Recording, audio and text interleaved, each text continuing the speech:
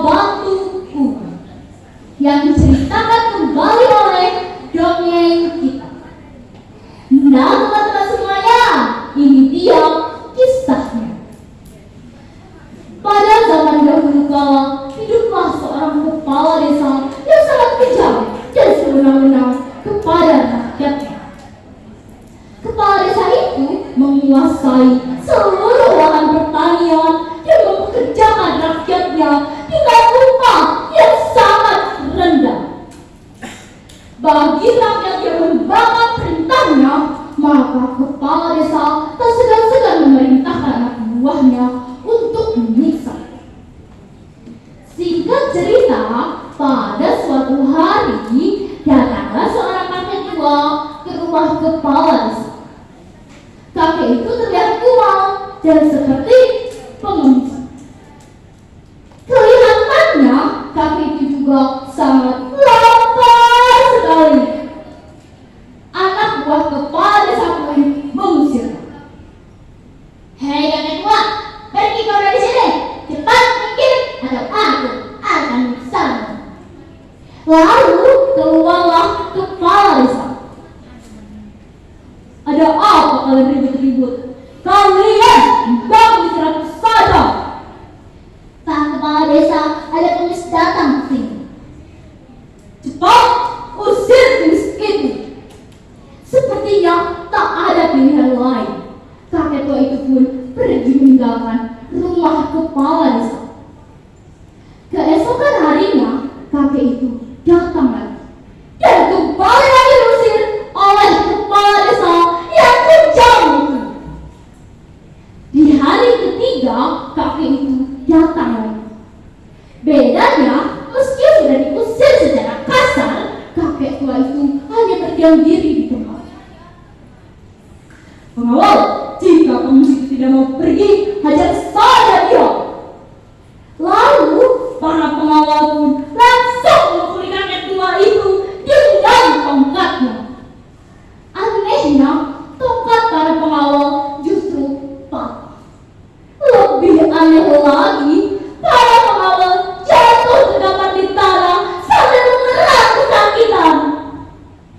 Padahal kakek tua itu hanya diam saja. Dan kakek tua itu pun berkata,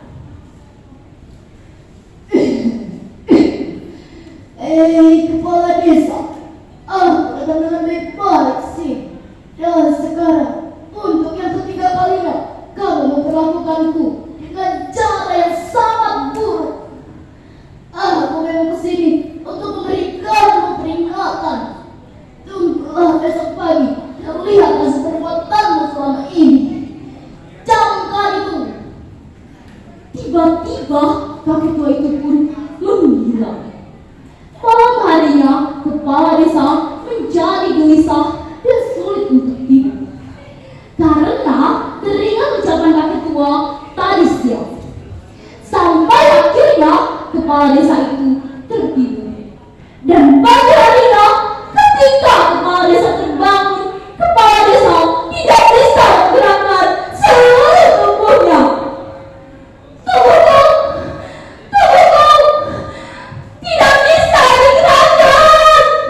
Pengawal, tolong,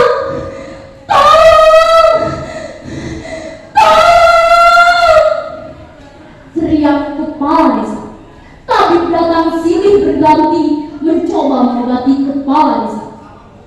Namun tidak ada satupun yang berhasil menyembuhkan.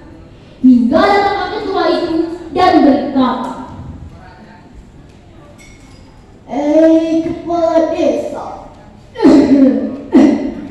lihatlah dirimu sekarang. Itu semua akibat perbuatanmu sendiri. Tolong aku kakek, tolong. Dan kakek tua itu pun berkata,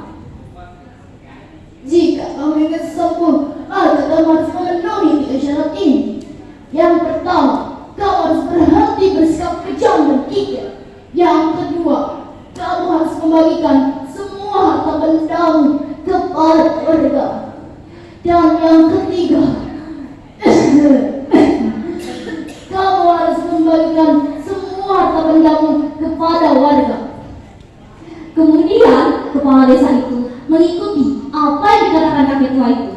Dia meninggalkan sifatnya yang kejam, bengis, kikir, dan sombong. Benar yang dikatakan kakek tua itu. Kelumpuhannya berkurang sedikit demi sedikit. Dia mampu berdiri dan berjalan menuju gunung Batu, meskipun dengan bantuan tongkat dan tertatih. Setelah bersusah payah, kepala desa itu menemukan sebuah batu cekung. Dia pun kemudian bertapa di tempat itu. Kepala desa itu pun bertapa dengan sungguh-sungguh. Teriknya siang, angin kencang, dan malam hari yang menggigil dilaluinya tanpa merah. Di hari ke-40, tiba-tiba saja di dekat kepala desa bertapa muncul sebuah sumber air panas. Melihat munculnya sumber air panas, kepala desa menghentikan pertapaannya. Dia pun menghentikan pertapaannya. Dia berendam di mata air tersebut. Tidak berapa lama kemudian, kelumpuhannya sembuh total. Tubuhnya kembali segar meskipun telah menjalani pertapaan selama 40 hari. Sekembalinya dari bertapa, kepala desa membagi-bagikan semua harta kekayaannya kepada warga. Semua tanahnya juga diberikan kepada para petani. Dia hanya menyisakan sepetak kecil sawah untuk memenuhi kebutuhannya sehari-hari. Karena menyadari kesalahannya selama ini, dia tidak menyesal jatuh miskin dan harus bekerja di sana. Teman-teman semuanya, tahu tidak?